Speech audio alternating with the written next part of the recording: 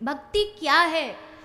बोले कान से, नाक से, आंख से, जीभ से, हाथ से, पांव से, हर रसना से भगवान को भजना भक्ति है।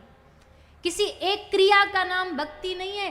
कान सुने उनकी कथा, आंख दर्शन करे उनका, जिव्या बोले हरे कृष्ण कृष्ण कृष्ण हरे हरे, हरे राम राम राम हरे हरे, हाथ ताली बजाएं उनकी कथा में, और पांव जब भी नाचे तो दुनिया के नचाए न नाचे, जब भी नाचे तो ठाकुर जी के लिए नाचे। जब हर इंद्रियों के द्वार से भगवान भीतर जाएंगे तब जीवन भक्ति में बनेगा। प्रयास करना चाहिए। आंख खोलो, भगवान। ब्रज में जो ग्वाल वाल थे ना, ठाकुर जी की सखा मंडली थी, तो क्या करते थे? सूर्य उदय हुआ, अब सूर्य उदय होते उनका नियम क्या होता था? हम सबसे पहले अपने लाला को मोड़ो देखेंगे, पहले हम लाला को मुख देखेंगे, बाकी बाद हम कछु करेंगे। अब लाला को घर तो हमसे दूर है, तो कैसे मुख देखेंगे? अगर ऐसे ही सीधे जाएंगे आंख खोल के तो रास्ता में बहुत लोग मिल जाएंगे, सबको चेहरा देखना पड़ेगा। तो सखा क्या करते? अब गली तो सब रटी हुई थी, छोटा तो गांव होता था, तो आंख बंद करके जाते थे, ऐसे आंख पे हाथ रख के, और अपनी अपनी मैया ने जगाए कि चल मनसुखा उठ जा, मधुमंगल उठ जा, तो सबरे उठते और आंख बंद करके निकल जाते नंद महल, और मैया को आवाज लगाते, मैया ने लाला बाहर भेजियो। सो मैया लाला को बाहर भेजती, लाला आ जाते, कैसे आए हो? तब अपने हाथ हटाते, लाला को मुख देखो, बोले लाजा सो जा, अब हम फिर जा रहे हैं, और दर्शन करके निकल जाते। ऐसे ब्रज में। और एक भाव और है ब्रज का बड़ा प्यारा सा, श्री राधा रानी, श्री किशोरी जी रहती बरसाना में, ठाकुर जी रहते कहाँ रहते? नंदगांव में। तो दूर दूर हैं थोड़े थोड़े से गांव। तो श्री जी अब आ तो नहीं सकती थी, दर्शन आती थी तो बड़े सखियां बहाने लगा के वृषभान जी से, कीर्ति मैया से खूब सारी कहानियां बना के फिर लेके आती थी किशोरी जी को मिलवाने। पर कभी मान लो नहीं निकल पा रही श्री जी दर्शन के लिए, तो बिना ठाकुर जी के दर्शन तो एकदम व्याकुल हो जाती, बेचैन हो जाती। तो कैसे सखी दर्शन कराती श्री जी को जानते हो? एक बरसाने से सखी भागी भागी नंदगांव जाती, जाके नंदगांव में ठाकुर जी का दर्शन करती। पूरा ऊपर से नीचे तक क्या धारण किया है, कैसा रूप है, आज कौन सी पीताम्बरी है, कौन सी कमरिया है, सब धारण करके आंख में ऊपर से नीचे तक बसा लेती, और फिर कर लेती आंख बंद, और दूसरी सखी से कहती चल मेरा हाथ पकड़ के बरसाने ले चल। फिर वाकू दूसरी सखी बरसाने ले आती, और श्री जी के सामने आके फिर वो सखी अपने नेत्र खोलती, और जैसे नेत्र खोलती श्री जी को उसकी आंखों में पूरे के पूरे श्याम सुंदर नजर आते, नैनों में बसा लेती ठाकुर जी को। सोचो कैसा प्रेम होगा, अद्भुत प्रेम होगा। आंखों में बसा के ले आई, वहां से नेत्रों में बसा के ले आई ठाकुर जी को। इसलिए तो गोपी कहती है जित देखूं तित श्याम ही दिखे, मैं जहां देखती हूँ मुझे श्याम सुंदर दिखते। अब जिसकी आंख में ही मोतिया बिंद का बिंदु हो तो उसको हर जगह वो ही दिखाई देगा, वो कहीं भी नजर घुमा ले।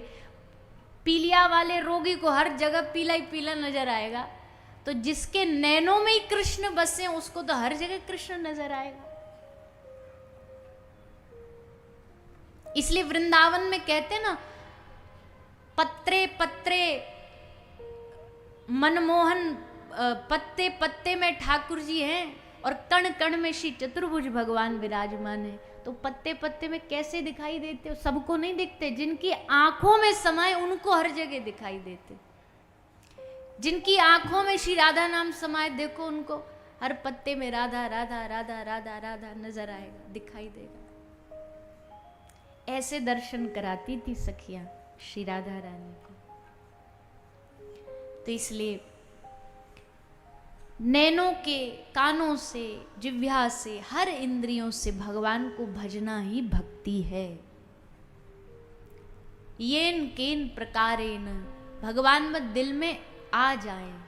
कथा भी हम बार बार कहते हैं, हम तो यही निवेदन करते हैं, हम कोई ज्ञान वाली कथा हमको आती नहीं है, हम तो बस ऐसा प्रयास करते हैं ऐसा क्या बोलें जिससे आप और हमारे मन में ठाकुर जी घर करके बैठ जाएं, निकले ही नहीं। हम कहें जाओ भगो यहाँ से, भगो यहाँ से, तो पीछे पीछे आ जाए। जैसे गोपी कहती कन्हैया खबरदार मेरे पीछे आयो तो तेरी मैया ते शिकायत कर दूंगी। और फिर गोपी चल पड़ती। गोपी को लगती अब तो भग गए होगो, इतनी जोर से डांटो है, और जैसे पीछे मुड़ के देखती है तो पीछे ही आ रहा है, जा ही नहीं रहे। गोपी भगा रही है, जा ही नहीं रहे। गोपी डांट भी जब शिकायत करने गोपी आती ना तो मैया से कहती, मैया वत्सान मुंचित क्वचिद समय क्रोश संजात हाश, तेरो छोरा बड़ो शैतान है मैया। आवे ग्वाल बाल संग लेके आवे, बछड़ान को खोल के चलो जाए, माखन खा ले, मटकी फोड़ दे। मैया बोली डांट लगा दे करो, गुस्सा में मोड़ो दिखा दे करो। तो गोपी क्या कहती है, क्रोश संजात आश, मैया हम डांट रही होती है और ये सामने खड़ो खड़ो जोर जोरते हंस रहे हो तो, और मैया या की हंसी को देख के हमारो गुस्सा एकदम फुर रह जाए। फुर रह जाए मतलब गायब है जाए, बग जाए एकदम। ब्रज की भाषा में कहे बोल गुस्सा फुर रह जाए हमारो, खत्म हो जाए, या की हंसी देख के हमारो गुस्सा खत्म हो जाए। तो गोपी डांटती भी तो ठाकुर जी पीछे आके ठाड़ो है के वाकू ने चिढ़ा देते, फिर पीछे पीछे आ जाते, जाते ही नहीं। तो ये कब होगा भैया? ये तभी होगा जब हमारे हर इंद्रियों से हम भगवान का सेवन करेंगे। केवल ऐसा नहीं होता कि ध्यान करना ही भक्ति है, केवल ये भी नहीं है कि माला ही भक्ति है, केवल ये भी नहीं मंदिर जाना ही भक्ति है। जिससे भगवान हमारे चित्त में आए। हमें कथा सुनाते, एक बाबा जी थे, वो जंगल में वन में रहते थे, और बाबा जी वैसे तो बड़े उच्च श्रेष्ठ योनि कोटि के महात्मा थे, पर बाबा की एक आदत बड़ी विचित्र थी। उनकी कुटिया में कोई संग्रह नहीं था, मतलब कुछ इकट्ठा नहीं करते थे, पर एक चीज उनके हाथ से छूटती नहीं थी, एक शीशा और एक कंघी। ये दो उनके पास हमेशा रहती। यहाँ तक कि माधुकरी रोटी भिक्षा मांगने जाते तो भी झोला में थैला में संग लेके जाते। बीच में जैसे मन करो कंघा निकालो, शीशा निकालो, ऐसे बढ़िया काढ़ ले। कई लोग को आदत होती है ना, वो हमेशा एक चाहिए उनको जेब में संग में। तो सब लोगों ने कहा बाबा जी आप वैसे तो बड़े अच्छे महापुरुष हैं, महात्मा तो कहते हैं शरीर से मोह नहीं, तन से मोह नहीं, मन से धन से मोह नहीं, और आपको बताओ दिन भर ये एकदम जुल्फों को और बालों को सही करने का आपको क्या शौक चढ़ा है? आप तो महात्मा हो, कोई हीरो थोड़ी हो, कोई नाटक के कलाकार थोड़ी हो। तब महात्मा जी ने कहा, देखो महात्माओं की बात बड़ी विचित्र होती है, उनकी बात हर कोई नहीं समझ सकता। महात्मा जी ने कहा कि भैया हमको क्या लगता है कि जैसे एक भक्त हुई भगवान की शबरी, वो 24 घंटे तैयारी करके रखती थी कि पता नहीं कब राम जी आ जाएं। हमको भी लगता हमारे ठाकुर जी कब आ जाएं, तो कभी भी आ जाएं, उनको लगना तो चाहिए कि हमारे लिए एकदम टिप टॉप होके तैयारी में खड़ा है। इसलिए हम हर 1 घंटा आधा घंटा में बाल वाल ठीक करते, कपड़ा वपड़ा ठीक करते कि अब हमारे ठाकुर जी आ रहे होंगे। आए देखे और देख के कहे आह कितनो सुंदर लग रहे हो। अब बताओ कंघा शीशा की कोई भक्ति शास्त्रों में लिखी है? पर मन के भाव से कुछ भी हो सकता है। सुबह उठते हो सब लोग, यहाँ जितने भी बैठे सब लोग टूथब्रश करते हैं कि नहीं? अब टूथब्रश किस लिए करते हैं? बोले भैया कीटाणु ना हो और दांत बढ़िया रहें। अब कल से जब टूथब्रश करो तो मन में क्या सोचना है?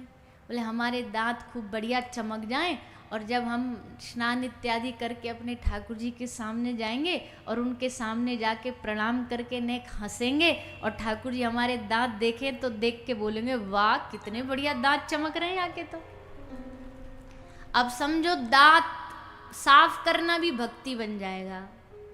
नहा रहे हो तो नहाओ इसलिए नहीं कि भैया हम अच्छे दिखें दुनिया को, खूब अच्छा पहनो, पर इसलिए पहनो कि जब हम अपने प्रभु के सामने जाके खड़े हों तो ठाकुर जी हमको देख के खुश हो जाएं, आज बड़ो बढ़िया सज के आयो है।